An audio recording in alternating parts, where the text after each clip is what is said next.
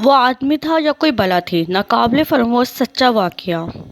وہ آدمی تھا یا کوئی بلا تھی، ناقابل فراموش ایک سچا واقعہ۔ میرا تعلق نادرن ایریاز گلگت ڈسٹرکٹ دیا مروادی داریال سے ہے۔ یہ وادی دیکھنے میں بہت چھوٹی ہے، یہاں کے 90% لوگ ان پڑھ ہیں، مگر وادی بہت حسین، سرسبز و شاداب ہے۔ یہاں 1990 میں داریال میں جشن بہارا کے سلسلے میں ٹورنامنٹ منعقد کیا گیا تھا، جس میں ہزاروں شائقین کھیل دیکھنے آئے تھے۔ ہمیشہ کی طرح اس بار بھی سپر اسٹار کلب جیت چکی تھی۔ شام کے سائے چھا رہے تھے اور مغرب کی اذان ہونے والی تھی۔ کھیل ختم ہوا تو سب لوگ اپنے اپنے گھروں کو روانہ ہو گئے۔ میں بھی لوگوں کے ساتھ چل رہا تھا۔ اچانک میری نظر ایک نوجوان پر پڑی۔ اس نوجوان نے بھی مجھے دیکھ لیا تھا۔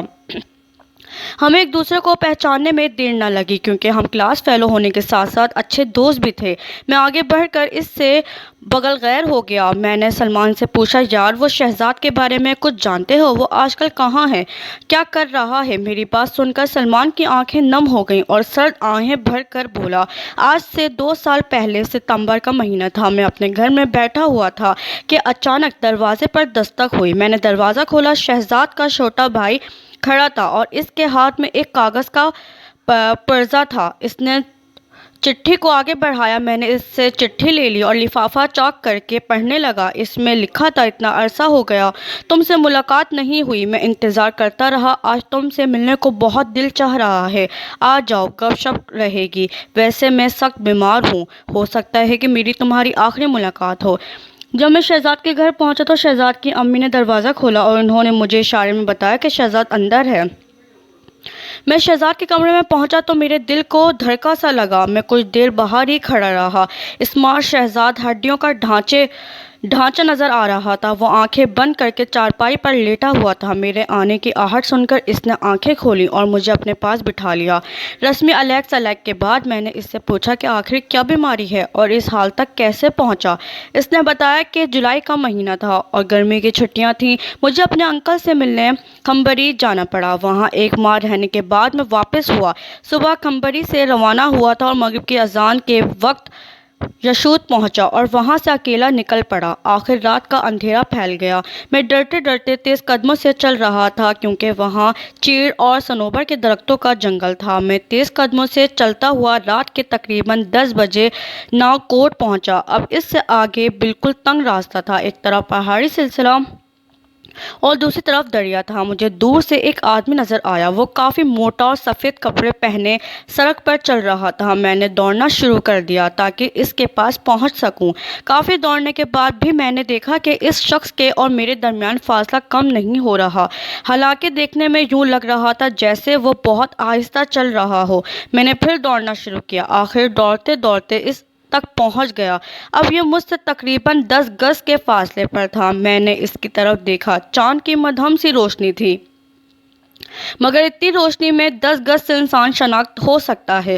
اس شخص کا جسم سوکھی لکڑی کی طرح تھا اور اب وہ بالکل ساکت کھڑا تھا۔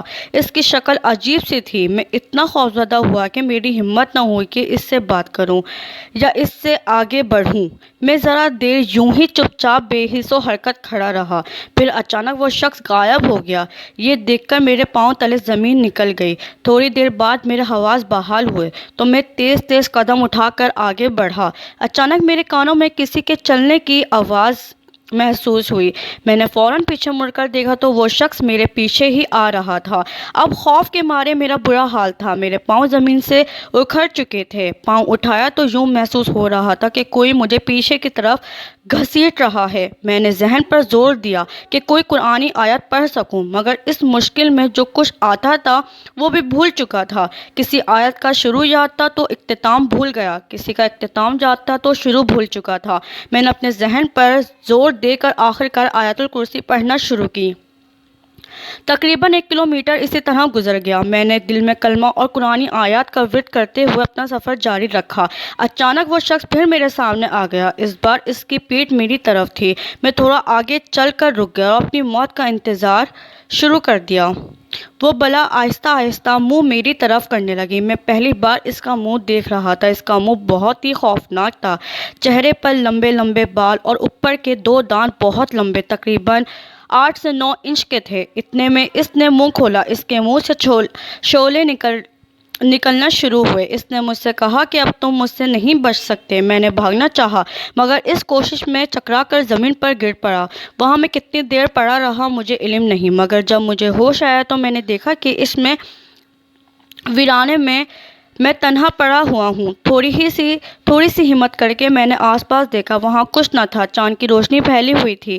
میں آہستہ آہستہ چلنے لگا۔ اب میرا گھر زیادہ دور نہ تھا، لہٰذا میں نے دوڑنا شروع کر دیا اور بالآخر گھر تک پہنچ گیا۔ میں نے زور زور سے دروازہ کھٹکھٹایا اور بے دم ہو کر دروازے پر ہی گر پڑا۔